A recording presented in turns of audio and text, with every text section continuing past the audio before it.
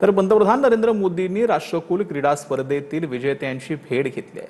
मोदींनी सर्व खेळाडूंचे अभिनंदन करत जो जो खेलेगा वो खिलेगा हा मंत्र देखील यावेळेला खेळाडूंना दिला।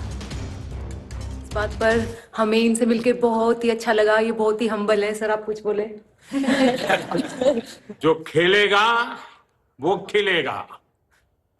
Always cheer for Bharat. Bharat माता की जय। भारत माता की जय। भारत माता की जय। तर रायगडच्या कर्जत तालुक्यातील कशेळेमध्ये जागतिक आदिवासी दिनानिमित्त कार्यक्रमाचं आयोजन करण्यात आलं होतं। यावेळी कर्जतचे आमदार महेंद्र तुर्वे आणि राष्ट्रवादीचे रायगड जिल्हाध्यक्ष सुधाकर घारे हे दोनही राजकीय विरोधक पहिल्यांदाच एका व्यासपीठावर पाहायला मिळाले।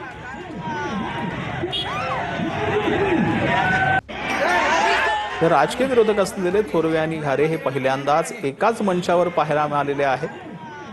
आदिवासीचा कार्यक्रम होता आणि या कार्यक्रमाला यावेळेला हे दोन्ही नेते उपस्थित असल्याचं पाहायला मिळालं। अन्न आणि औषध प्रशासन विभागानं तुकाराम मुंडेंची बदली करू नका असं ट्विट ज्येष्ठ अभिनेते परेश रावल यांनी केलेलं आहे। मुंडे यांचं संरक्षण करा असं आवाहन रावल यांनी मुख्यमंत्री देवेंद्र फडणवीस यांना केलं। रावल यांच्या मागणीला सोशल मीडियावर मोठा प्रतिसाद मिळतो।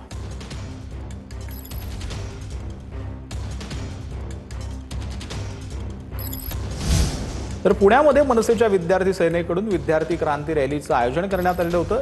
51,000 सदस्य नोंदणीच्या उद्दिष्टासाठी 2 व्हीलर रॅली काढण्यात आलेली होती। विद्यार्थ्यांनी युवकांना विद्यार्थी सेनेच्या चळवळीशी जोडण्यासाठी या रॅलीचं आयोजन जे आहे ते यावेळेला करण्यात आलेलं होतं।